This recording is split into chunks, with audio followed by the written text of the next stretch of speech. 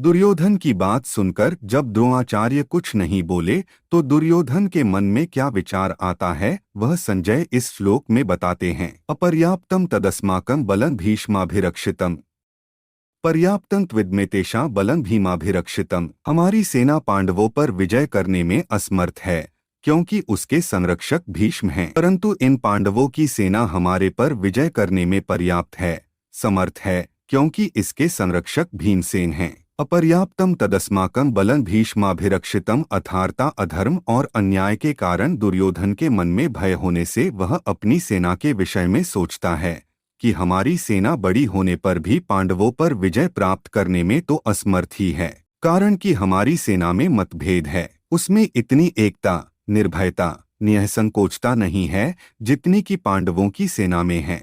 हमारी सेना के मुख्य संरक्षक पितामह भीष्म उभय पक्षपाती हैं, अर्थात उनके भीतर कौरव और पांडव दोनों सेनाओं का पक्ष है। वे कृष्ण के बड़े भक्त हैं, उनके हृदय में युधिष्ठिर का बड़ा आदर है, अर्जुन पर भी उनका बड़ा स्नेह है, इसलिए वे हमारे पक्ष में रहते हुए भी भीतर से पांडवों का भला चाहते हैं। वे ही भीष्म हमारी सेना के मुख्य सेनापति हैं। ऐसी दशा में हमारी सेना पांडवों के मुकाबले में कैसे समर्थ हो सकती है? नहीं हो सकती।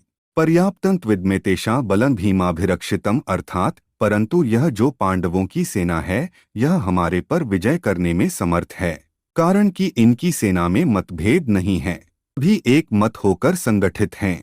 इनकी सेना का संरक्षक बलवान भीमसेन है जो कि बचपन से ही मेरे को हराता आया है। यह अकेला ही मेरे सहित 100 भाइयों को मारने की प्रतिज्ञा कर चुका है, अर्थात यह हमारा नाश करने पर तुला हुआ है।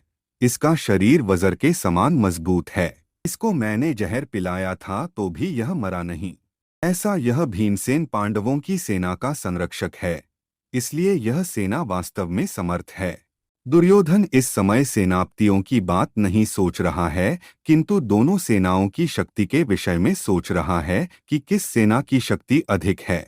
दुर्योधन पर आरंभ से ही भीमसेन की शक्ति का अधिक प्रभाव पड़ा हुआ है, अतः वह पांडव सेना के संरक्षक के लिए भीमसेन का ही नाम लेता है। भीतर में भय होने पर भी वह चालाकी से द्रोणाचार्य को प्रसन्न करना चाहता है, कारण कि दुर्योधन के हृदय में अधर्म है, अन्याय है, पाप है।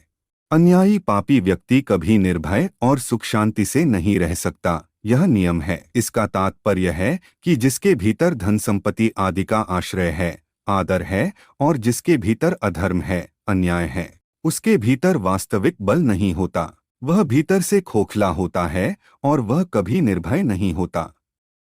परंतु जिसके भीतर अपने धर्म का पालन है और भगवान का आश्रय है, वह कभी भयभीत नहीं होता, उसका बल सच्चा होता है, वह सदा निश्चिंत और निर्भय रहता है।